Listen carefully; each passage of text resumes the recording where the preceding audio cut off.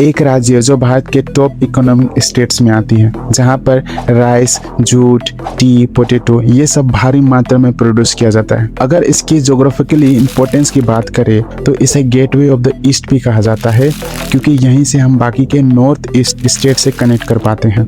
एक समय था जब यहाँ से पूरा देश चलता था, जिसे इंडिया का ब्रेन भी कहा जाता था। यहीं से स्वामी विवेकानंद, रविंद्रनाथ टैगोर, सुभाष चंद्र बोस, सत्यजीत रे, राजा राममोहन रॉय और ना जाने कितने महान पुरुष इस धरती से जन्मे हैं। जी हाँ, हम बात कर रहे हैं वेस्ट बंगाल की। वही वेस्ट बंगाल जिसे भारत का हर पॉलिटिकल पार्टी किसी भी कीमत में जीतना चाहता है। किसी भी कीमत में? जी हाँ, आज हम उसी कीमत की बात करेंगे जो वेस्ट बंगाल जीतने की चाह रखने वाला हर पॉलिटिकल पार्टी चुकाता है। रुको, लेकिन बंगाल जीतने का कॉस्ट क्या है? 40 लाख, 50 करोड़ या 100 करोड़?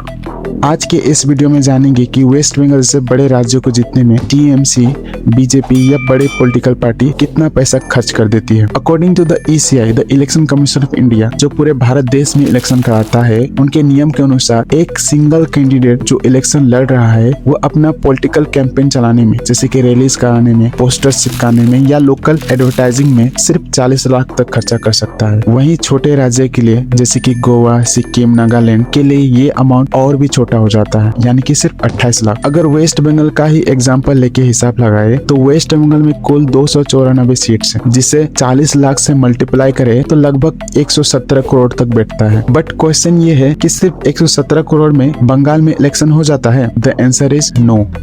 ECI ने सिर्फ इलेक्शन लड़ रहे कैंडिडेट के ऊपर लिमिट लगाया है, उनके पार्टी पर नहीं, और असली खेला उनके पार्टी फंड से होता है। दोस्तों, अगर पिछले साल का इलेक्शन को ही उठा के देख ले तो ऑफिशियल रिपोर्ट के अनुसार TMC 154.28 करोड़, बीजेपी 151.18 करोड़, यानी सिर्फ दो पार्टी मिलाकर 306 करोड़ बनता है, और बाकी CPI, INC या लोकल पार्टी देख ले तो 1520 करोड़ मान लेते। तो अगर सारे पार्टी का खर्च जोड़ दे तो 330 से 340 करोड़ बनता है। लेकिन ये तो वो पैसा है जो साफ साफ दिख रहा है, लेकिन वो पैसा क्या जो नहीं दिखता, यानी कि इलीगल मनी। ECI द्वारा 2021 के इलेक्शन में 330 करोड़ इलीगल मनी सीज्ड किया था। अगर 330 करोड़ को भी इसमें जोड़ दे तो लगभग 660 करोड़ बन जाता है। लेकिन 660 करोड़ भी क्या इनफ है? नहीं दोस्तों, टोटल अमाउंट आप सुन के शॉक्ड हो जाओ। ये अमाउंट इजिली 1000 करोड़ से भी ऊपर चला जाता है, और कुछ पॉलिटिकल एनालिस्ट की माने तो ये अमाउंट सीधा 5000 से 15000 करोड़ तक चला जाता है। क्योंकि देखिए दोस्तों, यहाँ पर सिर्फ पार्टी का पैसा खर्चा नहीं हो, यहाँ पर हमारा टैक्स का पैसा यानी कि गवर्नमेंट का पैसा भी खर्चा हो रहा है इलेक्शन कराने में, जैसे कि बूथ बनाने में, स्टाफ के लिए, सिक्योरिटी के लिए या EVM मशीन के लिए। मतलब सारा खर्चा जो हो रहा है वो गवर्नमेंट के फंड से जा रहा है। इतना पैसा जो दुनिया में कुछ देशों का GDP होता है। लेकिन आप कहोगे ठीक है, पार्टी अपनी कैंडिडेट को जिताने के लिए खर्चा कर रही है, इसमें बुराई क्या है? बुराई दोस्तों, बुराई बहुत सारी है, लेकिन बुराई बताने से पहले मैं आपसे एक सवाल पूछता हूँ, क्या भारत देश एक सच में एक डेमोक्रेटिक कंट्री है जहाँ पर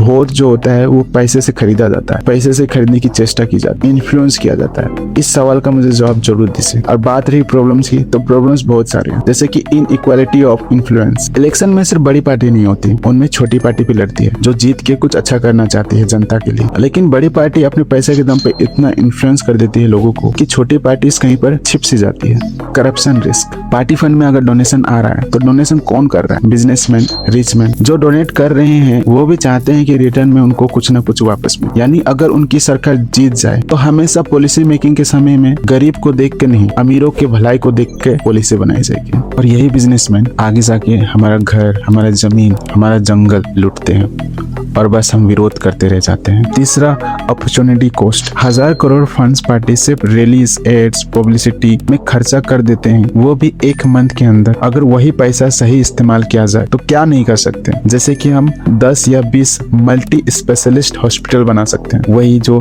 डिस्ट्रिक्ट हॉस्पिटल को आप कंडीशन देख सकते हो, उनको रिप्लेस करके एक स्पेशलिस्ट हॉस्पिटल बना सकते हैं जिसमें सारी सुविधा हो। 1000 गाँव में स्मार्ट स्कूल बना सकते हैं। रूरल एरिया में 2000 से 3000 एडवांस सपोर्ट एम्बुलेंस हम दे सकते हैं। 10 से 15 बड़े ब्रिज हम बना सकते हैं। हाई क्वालिटी स्टेट हाईवे बना सकते हैं। दोस्तों, ये कितना फनी है। एक तरफ सरकार कहती है कि उसके पास पैसे नहीं है, फंड नहीं है, और दूसरी तरफ इलेक्शन में बेहिसाब खर्चे करती है। आपको अपने वोट का सही इस्तेमाल करना हो, ऐसे कैंडिडेट को चुनो जो सच में अच्छा हो।